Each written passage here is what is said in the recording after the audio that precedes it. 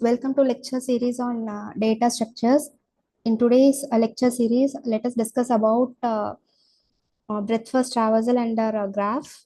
So in the previous lectures, we have seen about the basic definition of graph, various terminologies used, and various ways of representing graphs and type of graphs.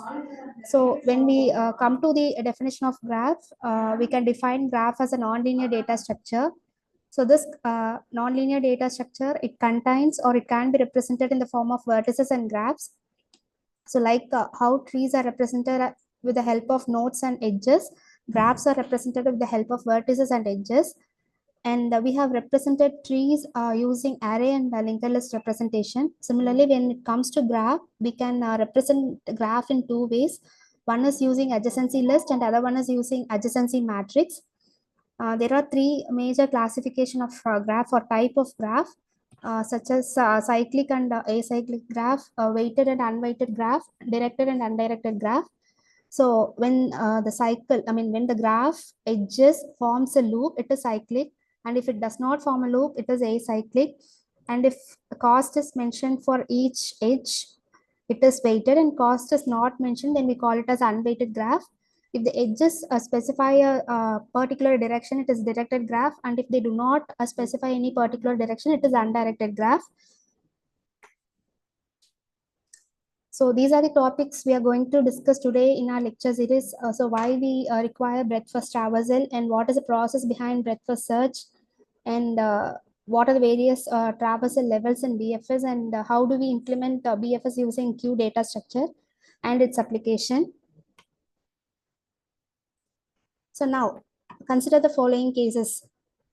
So there is an emergency evacuation where you need to exit the particular building. So what you will do in case of emergencies is you find the nearest exit first, right? So, and if you want to spread the message, or if you want to disseminate a rumor, so you will disseminate it level by level. And if you want to find the shortest route from one place to another, say for example, for those person using Google Maps are aware about it, they want to find the shortest route from one place to another, and if they want to find a particular person who is lost in a building, for all these cases you will perform level by level search. So this is a need for breadth first search. So here are the various cases where breadth first search is required. So if you want to search a particular graph, or if you want to traverse a particular graph, or if you want to find the shortest path in an unweighted graph, if you want to perform level order traversal, in all those cases breadth first search is required. So this breadth first search algorithm is a core method. It is considered as a core method for graph traversal, and it is implemented using a data structure called as Q. It is because Q data structure process the edges or process the nodes or the vertices in a level order manner.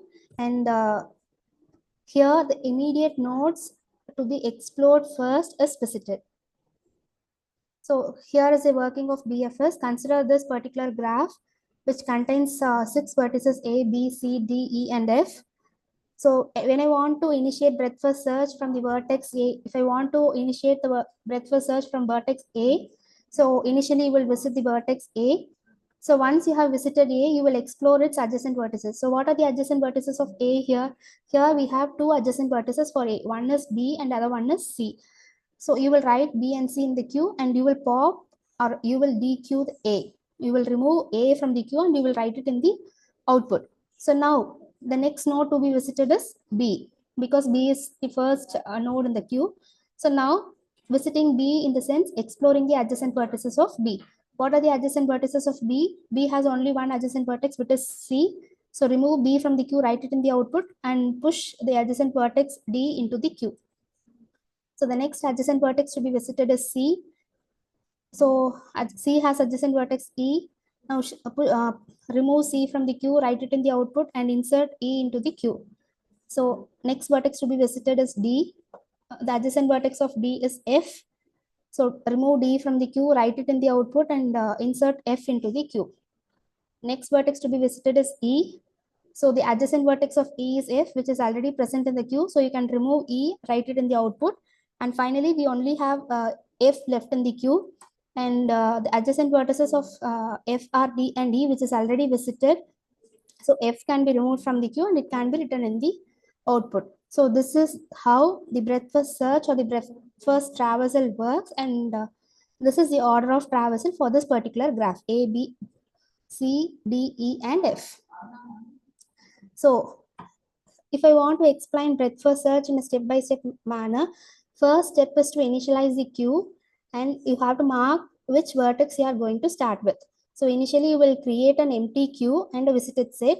So you will add the starting node to the queue, and this particular node is marked as visited, which marks the beginning of traversal process. So next is dequeue process, where you will remove the node from the queue and you will process it.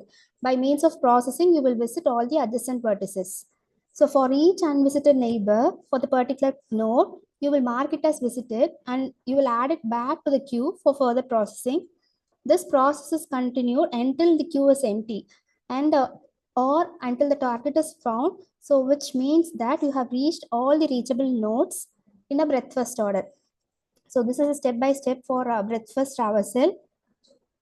So now this breadth first search is also called as level order traversal. So now look at this particular graph. So when we are discussing about the definition of breadth first search, I have told here the traversal is performed in a level by level manner. Now look at this particular graph. So in the first level we have A. So for A is visited first. In the next level we have B and C. So either B is visited first or C is visited first. Both are correct. So B and C is visited in the next stage. So this is present in the level 2. In the third level we have E and D. So after B and C are visited, D and E will be visited. The fourth level we have F, G, and H. So after D and E are visited, F, G, H is visited. In fifth level we have K, I, and J. So after H, K, I, and J are visited. And the last level, which is sixth level, we have a vertex L. So at last L will be visited. So this is a breadth first level search for this particular graph. So here is the BFS algorithm hierarchy.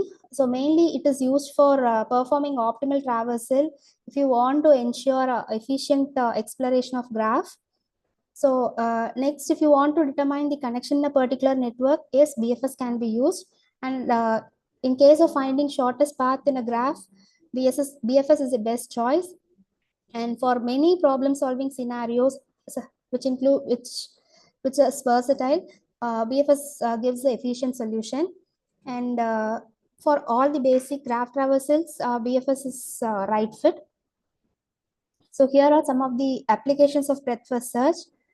It is used in social network analysis. So if you take LinkedIn connection, you want to find the connection between you want to find the connection if you want to build a network. This is accomplished with the help of BFS. And in Google Maps, for finding the path and for navigating from one place to another, you prefer finding the shortest route where a BFS is applied. And in case of web searching and indexing, in case of search engines such as Chrome, Bing, Google, BFS is applied, which is used to index the words. So here are some other examples of BFS. It is used in puzzle solving. It is used in network broadcasting, GPS navigation, and it is also used in finding the shortest glimpse and maze.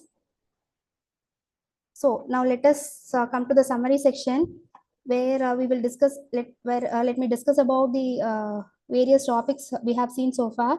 So initially we have seen the need for breadth first search.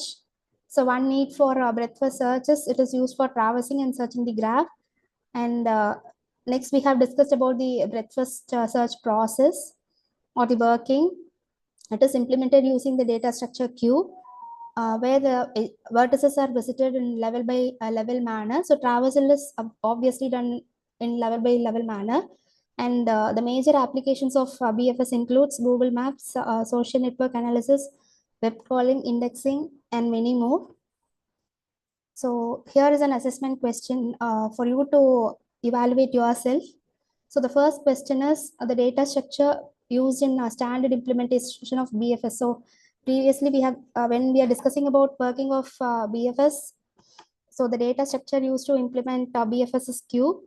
And the next question, a person wants to visit some places, and if he starts from a vertex and then visit every place is connected to this vertex and so on. So the algorithm used is BFS. So thanks for watching. We will discuss about some other topics of graph in next upcoming videos.